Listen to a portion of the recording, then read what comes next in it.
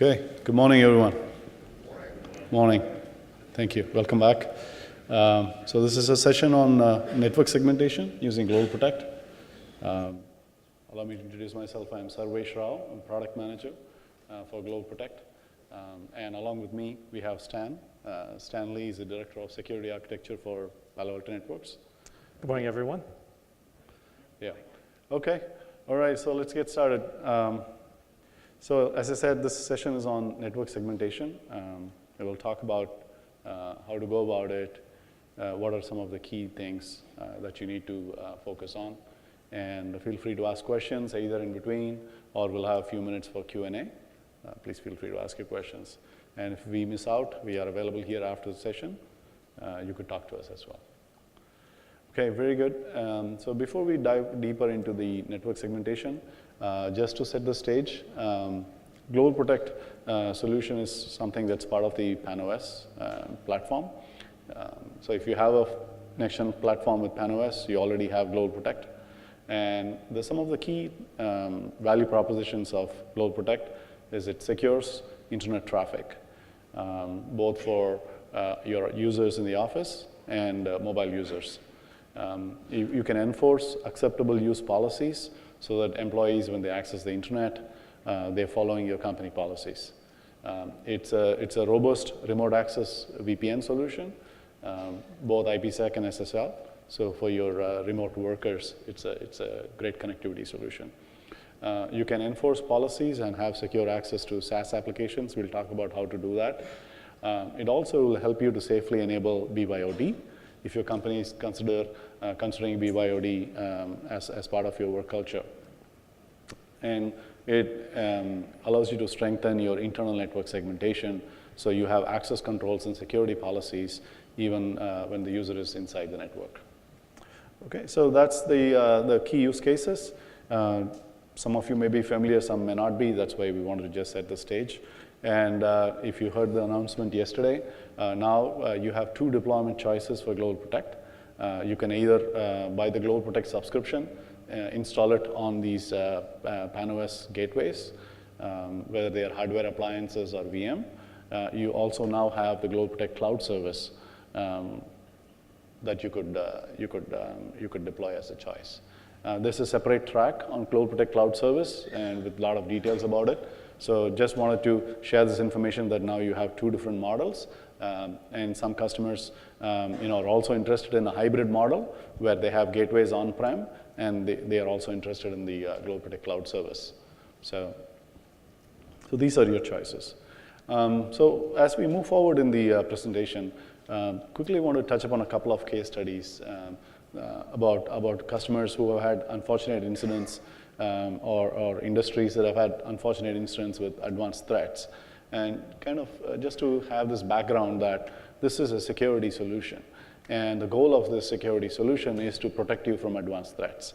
So case in point, this specific case study is a foreign actor who has basically targeted a specific company, identified the individual they want to go after in the company, customized the spear phishing attack with a custom malware, targeted this individual, delivered that malware, and once they could have that initial compromise on this endpoint, they proceed to infiltrate the company and spread to multiple assets, and then establish command and control and exfiltrate data. So it's a pretty complex multi-stage attack that was staged over 2 years, and the end goal was to actually go after the valuable PII information that the customer had, right? That the specific company had. Another case study, here the advanced attack was planned in such a way that they had already decided that they wanted the admin credentials. That was the goal. So they targeted the attack in such a way that they defaced a public-facing website of the company, not defaced, actually breached, and then installed Trojan. They knew that this administrator is the person who is managing that public-facing asset. And they installed Trojans that captured the credentials, and then use those credentials to infiltrate the company, gather the data they were after, and they were out. The whole attack was carried out in 5 hours. So you have a range of modus operandi, how this works. But the key messages is you need to be prepared with your employees being mobile, and individuals can be targeted if somebody decides to go after your company. So the question is, how do you protect them? And that's where GlobalProtect comes into picture. So this presentation will focus on internal segmentation. Yesterday I had a talk on always-on protection. There's also other GlobalProtect sessions. If you're interested, I would encourage you to take a look at those. As a strategy, there are 4 main things that we recommend for network segmentation. First is make sure that you're able to identify users who are connecting to your resources. So a simple analogy would be an airport kind of an analogy. You need to have your passport and boarding pass to get beyond a point in the airport. Similarly, you need to be able to identify a user before he is able to access your resource. So we'll talk about how to identify the user. The second thing is at an airport, you need to make sure that you're carrying a device that they can identify and it's fitting their rules. Similarly, the endpoint devices, corporate assets, implement a way in which you can identify this device as a corporate device versus a personal device so that you can differentiate the access control, right? At an airport, they scan your luggage to see if you're compliant or not. Similarly, make sure that your endpoints that are on your network, you are able to verify the integrity by looking at their state. So if you have a jailbroken device or a rooted device, a device that does not meet your compliance requirements, do not allow this user to use the device and access your server or your application. Right? So those are 3 things. And then establish control policies. Once you have the user information, the device information, the state of the device, then have fine-grained controls in place for each of those applications that are valuable to you. Right? So that is the access control model. And then on top of this, you layer threat protection profiles, antivirus profiles, all the capabilities that the next-gen platform gives, you add on top of it. Right? So that becomes your model for internal segmentation. PanOS, most of you are experts on PanOS, as you know, provides many ways in which you can identify the user. The user ID can be derived from various sources, from Active Directory to syslog, and several other methods. GlobalProtect is a very reliable way to collect the user ID information. The agent that's installed on the endpoint directly submits the user ID information. So it's simple and a direct way to collect user ID. The user ID agent, the GlobalProtect agent is installed on your corporate assets. You deploy GlobalProtect gateways. You have external gateways for the connectivity when the user is outside the office. And internally, for segmentation, you deploy internal gateways. Right? So on any PanOS device, you can select, you can add a gateway, call it as an internal gateway, and then you group your resources that you're trying to protect and make sure that those resources can be accessed only through the internal gateway, right? So when a user logs in from outside, GlobalProtect will automatically detect he is external and will connect to the best possible gateway. When the user walks into the office, it will automatically authenticate to the available internal gateways, okay? So this is the concept of internal gateways. The key takeaway is that make sure that you have looked at your applications and the sensitive ones, you protect them with an internal gateway in front of it, right? And as far as obtaining user ID from GlobalProtect, GlobalProtect supports a variety of means in which you can identify the user, authenticate the user, from LDAP to Kerberos, Radius, SAML. Variety of these methods are supported. Each customer has his own infrastructure and choices, so you can choose what works for you. Any of these authentications, any of these successful authentications will basically cause the PanOS to know the user ID of the user. Right? We also support certificate-based authentication, so that's another way in which you can identify the user. We also support cookie-based authentication. We'll talk a little bit about it as well. So you can choose what method of authentication you want to do. Any of this will derive the user ID. What we recommend is that, especially when the user is internal, make sure that the authentication to the internal gateways is transparent. Don't have pop-ups. When the user is inside, you should not have additional pop-ups for authentication to internal gateways. Make sure that it's transparent, either using cookies or using certificate. I have a question there. Yes?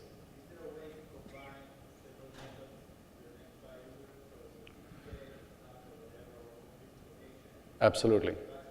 Absolutely. So you can combine multiple authentication methods. Yeah, there's a variety of options in how you can combine. For example, you can combine LDAP with certificate. Sorry.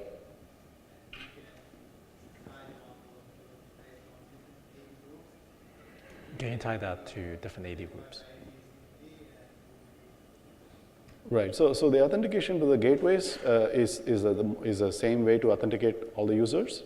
So that's where you define the authentication profile. The portal authentication, you can define different configurations and how you authenticate them. Right. Sure. So we talked about cookies, so just want to take a minute to quickly explain how these work. This is a secure mechanism that we have put in place. If you're familiar with GlobalProtect, there are two entities in a GlobalProtect. You have a portal and you have a gateway. So the agent first logs into the portal, collects the configuration, list of gateways, and then authenticates. So when he's internal, he'll get a list of internal gateways and authenticates to those gateways. So what cookies allow you is you do authentication to the portal. Portal will generate a secure cookie, and the client can now submit that secure cookie to the gateways. And that authentication process will be transparent. And this is using cookies. Other authentication models as well can be combined. The credential provider integration, saved credentials, Kerberos, all these methods are other options to look at. But the key goal you're trying to achieve is do not have additional pop-ups for authentication when the user is internal. He should not even know that there are internal gateways. Yes. So currently when you use cookies, you can't use LDAP group memberships on the gateway because that isn't included in the cookie, then it goes to authenticate the second time. Is there any plan to add something to the cookie so it can have that username group membership so we can put the person in the right IP range or whatever on the gateway the second time? I see. Okay, I'll take that question and we'll look into that, see if it looks like it's something, it's an enhancement that you're looking for. So we'll take that input and we'll come back to you. Yeah? Okay, and as I mentioned before, you could use certificates for transparent authentication, and gateways that are configured to accept certificates. Some of customers have a challenge of distributing certificates to thousands of endpoints. The portal today supports a way in which you can automatically generate user certificates. So the slide over here talks about you can configure the portal to use KEP, make a request to your CA, obtain a certificate for the user, and automatically push it to the client. And the client will present that user cert to the internal gateways. So you can take advantage of this method to automatically derive certificates that you could use for transparent authentication. Configuration of this, again, this is just to give you an idea, not really a training session, but very simple for you to configure how to get SCEP working with your PKI. So take a look at the admin guide and it'll tell you how to do it. I'm going to skip this demo in the interest of time. There's a couple of other demos that I'll probably talk about. So you've identified the user. So the next step is knowing the device. Is this device a corporate device or a managed device? Is it a personal device? Who owns this device? And what's the state of it? And most customers, they typically, if IT is issuing Windows devices, Mac devices, they have a certain image. They have certain software, there's certain settings, there's a domain to which the device is bound to. GlobalProtect supports a mechanism called as HIP, Host Information Profile. You can use that to identify the device that's connecting on the internal network. Is it a corporate device or not? And then base policies in terms of what resources can be accessed based on whether the device is a corporate device or a personal device. From the endpoint, we also collect other information about the state of the device, what domain information, what softwares are security softwares are installed, is it missing patches, and you can use those things in policies as well. So essentially, what you're trying to go after is make sure the device is, you know who owns the device, and that the state of the device is safe, it's compliant with your security policy, right? Only then allow access to your corporate resources. We also allow you to integrate, if you have an MDM in place, you can also collect information about mobile devices from your MDM server.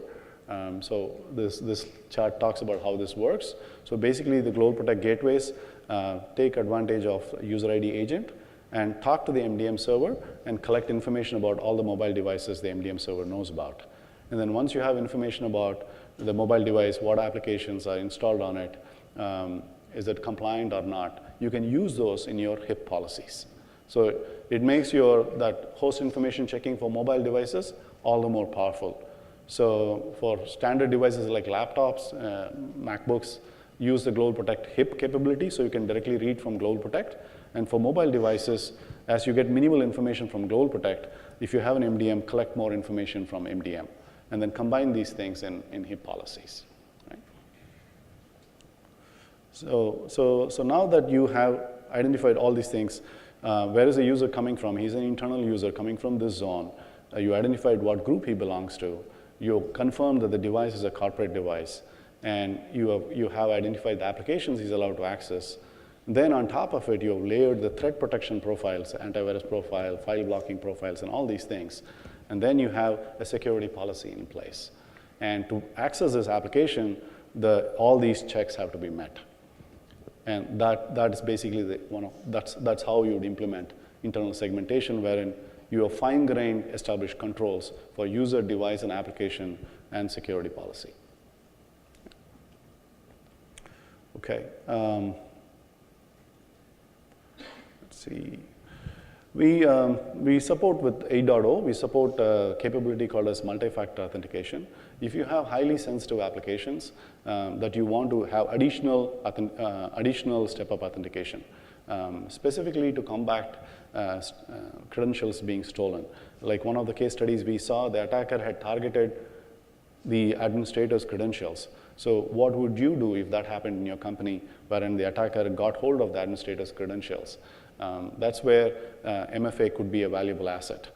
What multi-factor authentication allows you to do is you can tie specific applications that you want to protect and require additional factors of authentication before allowing access. Okay? And this application can be a web-based application or it can be a non-web-based application. It doesn't matter. We support both the mechanisms of how this can be done. What I'll do is, instead of going through this workflow, I have a quick demo. Let me see if I can show this demo. This may be a little bit more easier to follow along.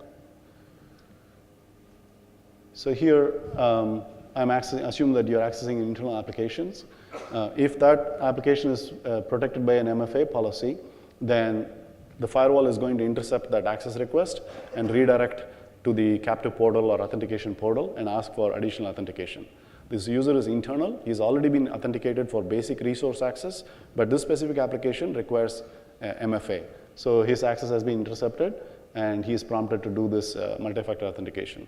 If it's a legitimate user, everything is great. He gets the second factor authentication request, and he may approve it. But in the event of a stolen credential, admin gets notified that somebody is trying to access using his credentials, and he is going to say, hey, that's fraudulent, right?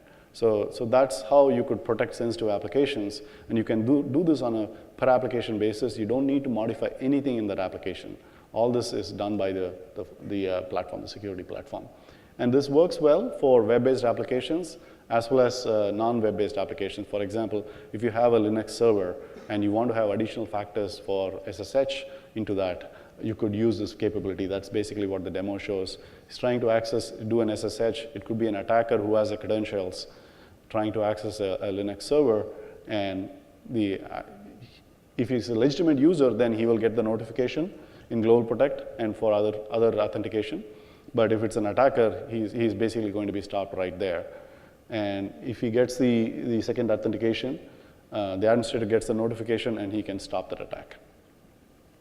So the idea is, if you have highly valuable applications, see if you can actually protect them with MFA. Right? So that would be an additional control that could be quite valuable for internal segmentation. Besides Duo, any other vendors support? I mean, for example, we have direct API integrations with 3 vendors. I believe Ping, Okta, and Duo. Direct API integration for MFA. That's what we have today. And we also have a radius-based way in which you could implement this, and the radius one is a standard-based one. Okay, let's go to. Mobile applications access. This is some support as well. If I'd like to access some assets on my mobile. I think today we don't support that use case wherein we are able to, we don't have a notification mechanism for a mobile app. So here we're talking about a browser-based application, and if the application is a non-web application, then we use GlobalProtect for notifications. Something that we are interested in looking at. Okay, let me proceed. So this all sounds great. If I have corporate assets, I deploy GlobalProtect, and I know how to segment. But what if I have to support unmanaged devices? I don't have the ability to install anything on those devices. What do I do? What we encourage customers is to think of a model that works for them in terms of how they want to support unmanaged devices. For example, I know customers who say, if you bring a personal device, I'll give you internet access, courtesy internet access. That's about it. So if that's your policy, we allow you to implement that, or if you choose to block completely personal devices, you can do that as well with internal gateways. I know customers who said that, okay, I'll allow a few applications in the data center from personal devices, but not the rest. So it's very much dependent on your policy. We give you the framework to, at a per application level, decide what you want to allow from personal devices. Pano also supports a clientless VPN. So if you have internal applications that you want to allow from personal devices, you could also allow them from the clientless VPN. I'll show you a quick demo of that. And if you have corporate information in the cloud, for example, in certain SaaS applications like Salesforce, and your policy is it's okay for employees to access personal devices and go to Salesforce and log in, but instead of allowing them to access directly via Salesforce, you can enable it in such a way that they can access it through the clientless VPN. So if the SaaS application supports what is called as a source IP restriction, you could configure it to do that. And I'll probably show you another quick demo of that.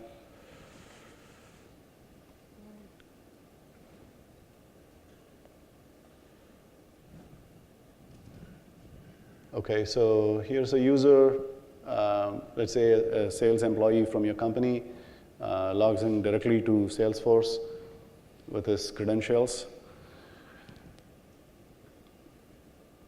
Credentials are valid, but Salesforce will not allow him to log in.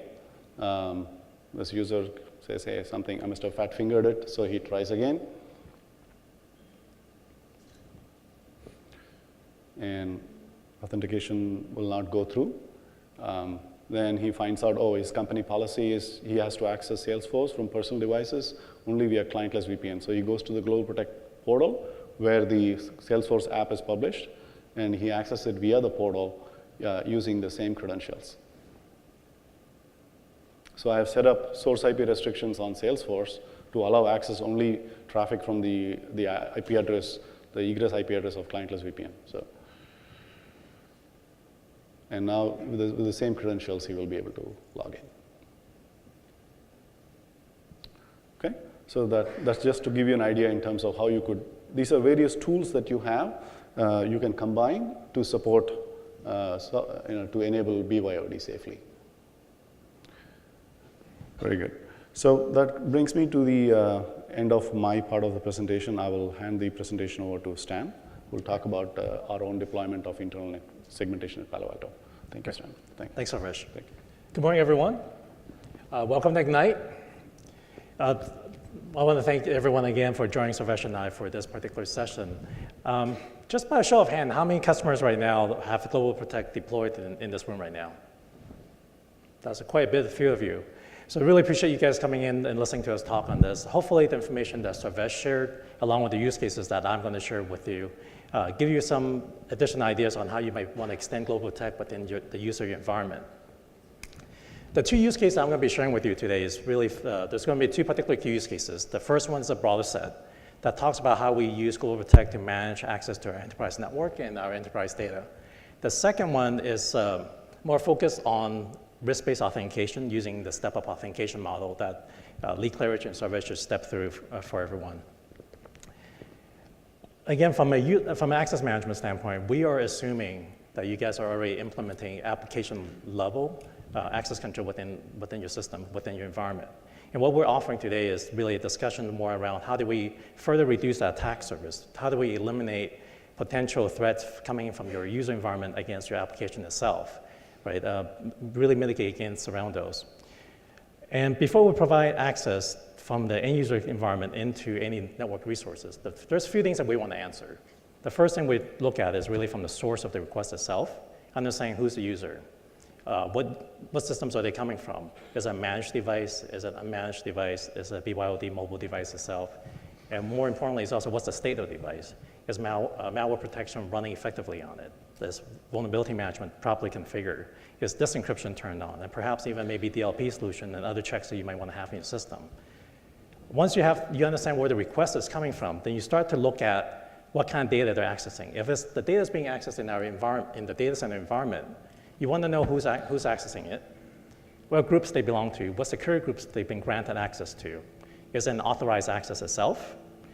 And also, what are they accessing, right? How are they accessing? Are they using clear text protocols? Are they using encrypted channels? How are they accessing this data? But if the data they're accessing is outside your environment, like most of us would be, right? In the hosted SaaS environment, do we know where they're going? Is it a malicious URL? Is it a compromised host? Is it a command and control IP address that we have identified in the past? And really, are they uploading content, downloading content? Are they posting additional information they shouldn't be? And through that channel itself, what are the potential threats associated with it?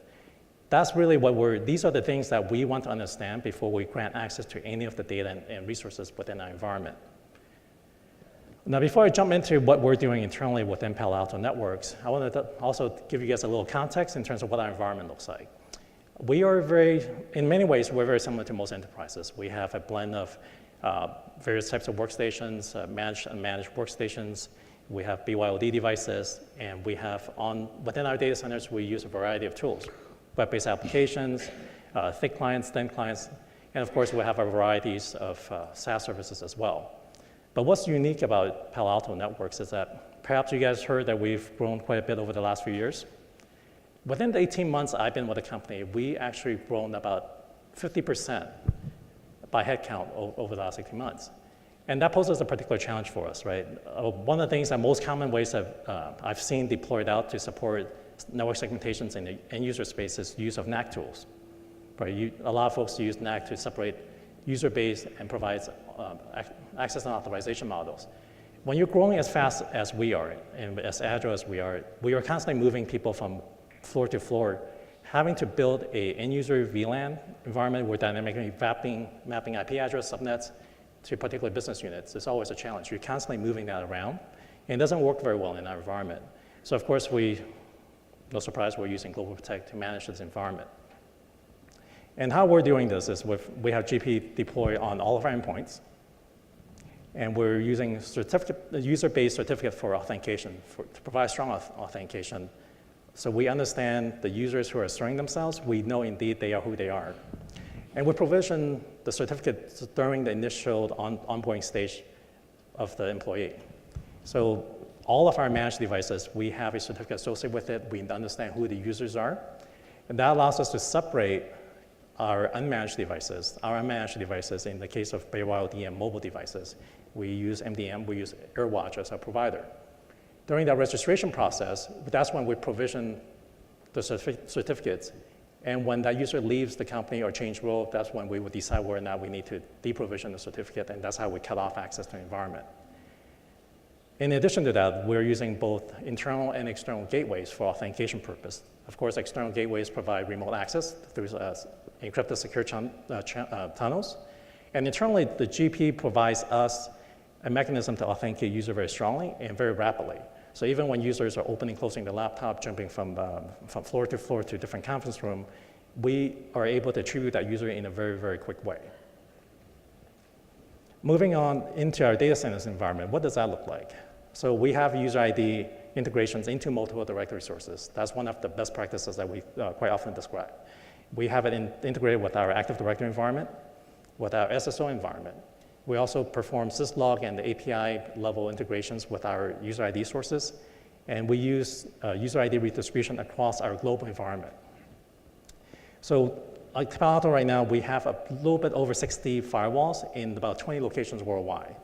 Our synchronization states on the orders of seconds and minutes, depends on the location of the firewall. We have very rapid redistribution capabilities within the environment. So as users jump from location to locations, we're able to maintain the same security access rules and user attribution very quickly. In addition to that, our security policies are built with user ID and app ID enabled. So we enforce based on who you are, understanding what groups you are within our directory services, and also what application you're accessing to determine whether or not you're granted access within that environment. And to make it easy to manage across our large environment, we use, of course, device groups and templates. So we have a consistent unified security policies that we apply to all of our devices. Again, the idea behind this is really to simplify the network architecture and simplify your deployment capabilities. And the last thing we do, of course, is enable HIP profile checking. We verify our devices whether or not they're managed and managed devices. Because we separate between, one thing I did not clarify was, I apologize for that. One thing we do separate between our NDM deployment and our user-based certificates. During the registration process, our certificates are issued by a different root chain from our actual enterprise managed devices. So we could quickly determine, without having to do a lot of the unnecessary work within our wireless environment, to determine whether or not a user belongs in a managed device or a managed device. So we could cut off access very quickly and determine what access to provide for them in those cases. And for those data that we host in the cloud environment, we enable the application whitelisting. There's a list of applications that we have sanctioned and our IT department have authorized for the enterprise user to use. So we categorically block certain types of destination sources. For example, file sharing is a very common one that we block. But we are a Box.net customer. In those cases, we allow Box.net to be more open. Our enterprise users can upload download content as they need to. But for other types of file sharing services that our customer would use and we collaborate with, for example, in Dropbox, we allow files to be downloaded. And we also scan those contents as those are downloaded. But we will not allow our enterprise user to be able to upload content and leak content out into Dropbox, for example. We of course also enable always on GP. There's a separate session on that particular discussion, great discussion, but that allows us to enable threat prevention for all of our endpoints, regardless if they're on-prem or off-premise. And the last thing we do is, of course, is SSL decrypt. So for certain types of destinations and traffic where you do enable SSL decrypt, so we can understand what kind of traffic traverse through those encrypted channels, so we could manage better the potential threat that are leaking through those environments. So what does this ultimately buy us? In the end user environment, we have strong user attribution. So for forensic reasons, we have that supporting capabilities. We have strong authentication coming from the endpoint itself. And of course, we also have a very strong view on the security posture of the endpoint before we provide access in the environment. And if there's something that goes off, we'll be able to very quickly block that access in an automated way. And it allows us to really differentiate between our managed and our unmanaged devices as well. That enables us to really apply a very granular user and business access rule, right? So if certain laptops, certain types of environment, we could provide access to engineering, we provide access to our ERP system while blocking off different types of access. Again, the model we're talking about is a very simplified network architecture within the environment. You don't have to muck around with multiple VLANs, multiple SSIDs are very common ways of doing this. And of course, we also have a flexible authentication policy leveraging Active Directory, certificate-based authentication, Radius, different types of SSO environment as well. And on SaaS services, we've got ways of very specifically whitelisting certain types of applications. We have a unified security policies against our entire global egress points. It doesn't matter if a user's on-prem, how they connect into GP to different gateways across the global environment, whether or not they travel out to our European data centers and offices. They have the same policy no matter where the presence is. And we are able to provide this to all of our users regardless of their on-prem or off-prem in this particular case. So this particular use case really forms the foundation of how we leverage GlobalProtect to manage our enterprise network and our enterprise data set. And our second use case is more focused around risk-based authentication and builds upon that particular use case. So let me get to a little bit more specific about what I mean around that. So in the first use case, we talked about the little broader general user community perhaps your finance applications, it might be your engineering environment. In the second use case, every single environment will have some sort of sensitive data they care much more about, or perhaps it's a critical infrastructure based on what your business model is. For us, what it means is our source code repo, our customer data set, our build environments, our environments that contains our PKI environments, as well as our HSMs that manage our secret data information. We absolutely want to be able to establish a stronger set of control and assurance for those informations. And we also care a lot more, again, Sarvesh and Lee kind of pointed this out, from an inside threat perspective, with stolen credentials, stolen sessions, the types of things that you have to really consider for this set of data, how do you manage that? Perhaps it's maybe within your business case, you have compliance requirement that requires you tighter access control around these environments. So a common one, for example, would be your HIPAA and PCI. And a typical deployment I've seen is using jump boxes, right? So when the environments are spread across your data centers and your different VPCs within AWS, what ends up happening is you have proliferation of a lot of different types of jump boxes in those environments. Now you have to worry about access and management to those jump boxes. You start to have to worry about what kind of tools goes on those jump boxes, what data are flowing through those environments. And of course, after all of that is done, you still have to collect the logs, perform analytics, perform monitoring to really understand what is going on with those jump boxes. It doesn't really help the environment at the end all that much. So what we're offering here is leveraging the technologies and the foundations that we built. I already shared with you that we have very strong authentication coming from our GP environment, from our endpoints, into our different data centers. So we'll continue to leverage that. But using risk-based authentication, as requests are being formed, we could push additional notification to the employees' devices. So our system administrators, our DevOps operators, our software engineers, as they touch different parts of the environment, they're dynamically prompted to authenticate themselves outside of the system they're using. So we're able to effectively disrupt any types of playback attacks, stolen credentials, stolen sessions within that environment. And while I offer in this example up here behind me, how you would implement this against a data center environment, this same model would equally play for any assets that you may have in the AWS environment as well.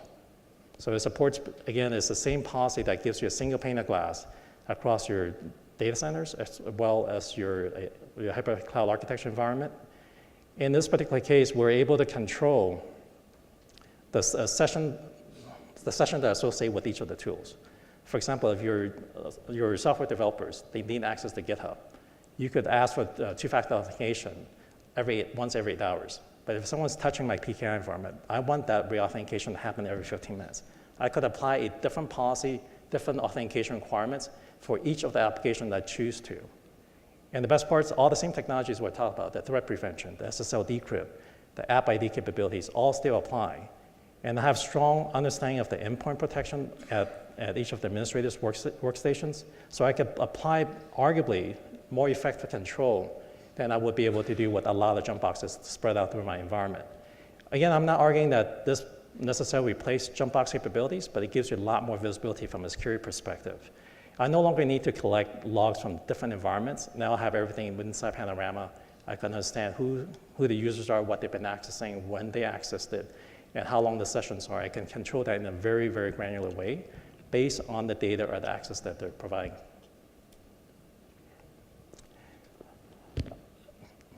Again, hopefully the two use cases that we share with you gives you an idea of how we do it internally.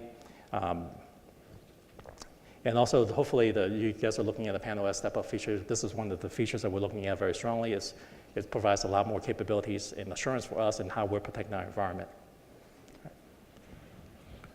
Very good. Okay. Thank you, Stan. Thank you. All right. Thank you. Thank you. We have 10 minutes. We'll open it up for questions. Please feel free to ask any questions you have on this topic. Yeah. So would you say that GlobalProtect becomes alternative to a NAC implementation? It's a great question, actually. We have instances where customers have basically achieved the same protections that they were initially trying to do with NAC. It is not exactly the same. For example, NAC has evolved into many things like guest access management and a lot of other bells and whistles. We focus on the core use cases of protecting those resources that are internal. And also the enforcement point is different. In a NAC, you will have to configure thousands of switches and wireless controllers, use 802.1x, and you try to do enforcement at the edge, at the switch they're connecting to or the wireless controller they're connecting to. In our case, we are doing the enforcement on the gateway, closer to the application. It's a lot easier to deploy than NAC. Yeah, and then also in a lot of cases, NAC, the level of granularity you're providing is usually at the business unit level or at the network level. Right. With GlobalProtect, you could apply it to an individual, and it's much more dynamic in that sense. Correct. And so it's actually more than NAC from a security point of view, because NAC gives you the user identification, the host information profile checking, compliance, that kind of capabilities. With GlobalProtect, you get the entire threat protection profile of the firewall, which NAC doesn't provide. Yeah. Right? You're able to do file blocking. You're able to look for any malware that's internally floating around on your network. You're able to stop all those things with an internal gateway. Thanks, NAC Lucas. will not be able to do that. Yeah. Hope that answered your question. Yeah, just to repeat that question, the question was, does NAC replace what GlobalProtect provides internally? Okay.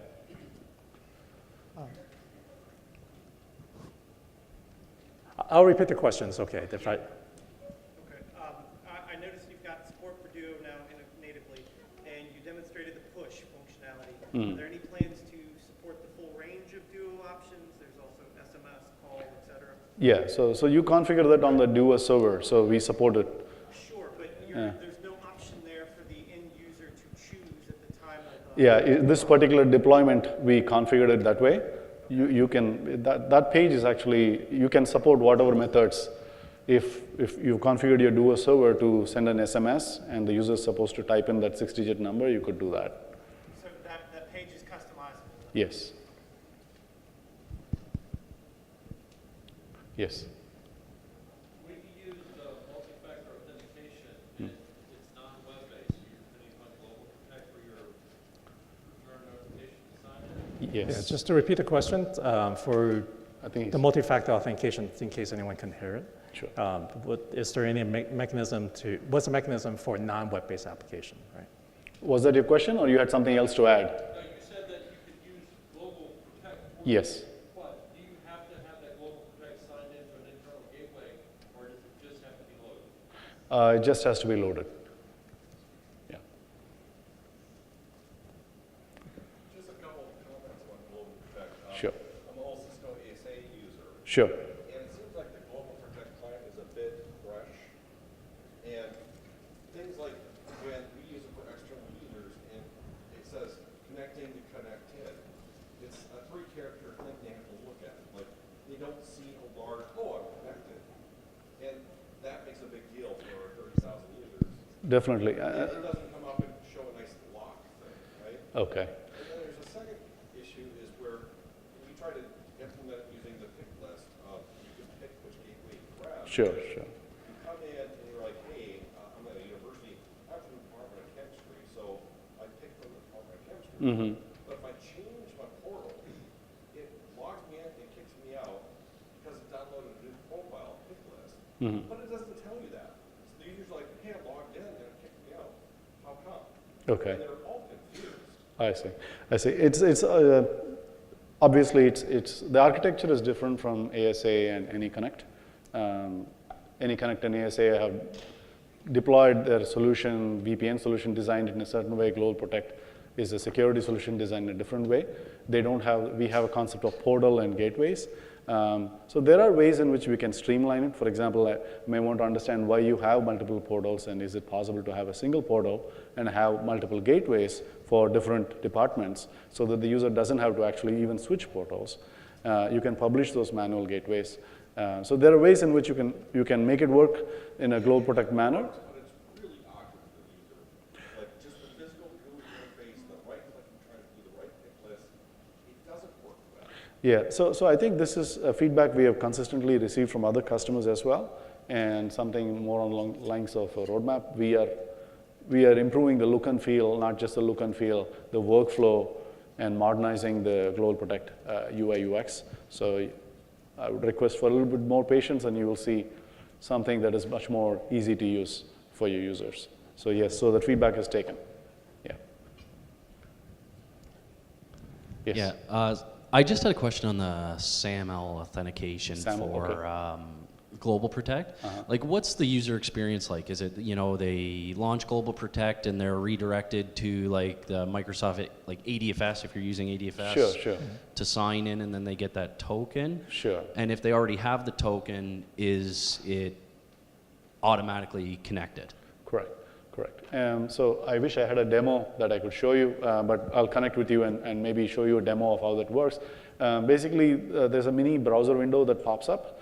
If you know the standard GlobalProtect, the little panel you have, there's an additional embedded browser window that pops up, and the contents of that embedded browser is what your IDP sends you. Right. And it is the same IDP rendered HTML that shows up there, user authenticates, and then that window goes away and you're connected. So Vesh, I think the question was actually if you have I think the question was if you have a valid SSO session through a web browser, through Firefox or Opera, you authenticate through GlobalProtect with that SSO session. Would the SSO session carry over from the browser to GlobalProtect? I see, no. So, okay, so maybe if that's the second part of the question. Yeah, that was the second part of the question. That's the second part of the question, yeah. So the embedded browser is a browser of its own. So cookies that are installed in another browser will not work. And typically even in SAML, those cookies will work only within the browser across the different tabs. It doesn't work across applications. Okay. Yeah. Thank you. Yeah. Oops. Yeah, sorry. Jamie up here. Thanks, Jamie. Thank you. So 2 parts. The first one's an easy one. Is it possible to redistribute user ID that's gathered through GlobalProtect? Is it possible to redistribute global user ID? Well, yeah, the user ID information is picked up from GlobalProtect. Is it possible to redistribute that? Absolutely, yes. The second question is, are there any plans to allow for redistribution of HIP profiles? Because when you have a large environment, it's not practical to have 300 GlobalProtect internal gateways configured with every endpoint connecting to every single gateway. And I think it's new in PanOS 8 to be able to specify subnets, but that's not scalable either to have to manually configure different subnets on 300 devices. Correct. So is there any plan to allow for redistribution of HIP information? Sure, that's a great question, and I have one customer who's smiling big when he heard that question because we have been working with them. So this is an excellent feature request that we are looking into. Engineering is looking into it. So we understand the use case, and today what customers have to do is they have to replicate all the internal gateway HIP policies on the external gateway, and then internal gateways also have to have those HIP policies and HIP objects defined. It's a workaround, it works, but it's what would be nicer if we could actually distribute HIP as well along with user ID. And all I can tell you is we are interested in that feature. Okay? Yeah. All right. Any other questions? Maybe someone on this side of the room? Jamie? It's got to be even? Okay. I know, I was This may be, I was giving Jamie a hard Yeah, time. we can hear you. this may be roadmap, so I'm not sure if you can answer, but any plans to support GlobalProtect on Linux? On Linux. Yes. We have plans. When might those plans materialize? Yes. Trust me, internally we get the same answer too. No, I'm serious. I'm serious. I do want to contribute. Yeah, I know there are a lot of roadmap-related questions being asked around out here. Please feel free to reach out to the PMs. And we can do Offline and have a conversation about it. We definitely want to keep this specific to this particular presentation. Any questions related to the presentations, feel free to ask them right now. Roadmap conversation, please go ahead and take an offline discussion with the PMs. And we can give you a more detailed roadmap update, right? With specifics of, for example, say Linux, what versions of Linux. You may have a lot of questions, so we can actually answer all those in a specific session with you. Yeah? Any other questions? I'm allowed to see the PM squirm, but let's try to do that outside. Okay. Any other questions? Any other questions Going before once? we close? Okay. All Well, right, thanks thank again, you. everyone, It was a for pleasure having joining you. us Thank for you very the much. discussion. Thank you, Stan.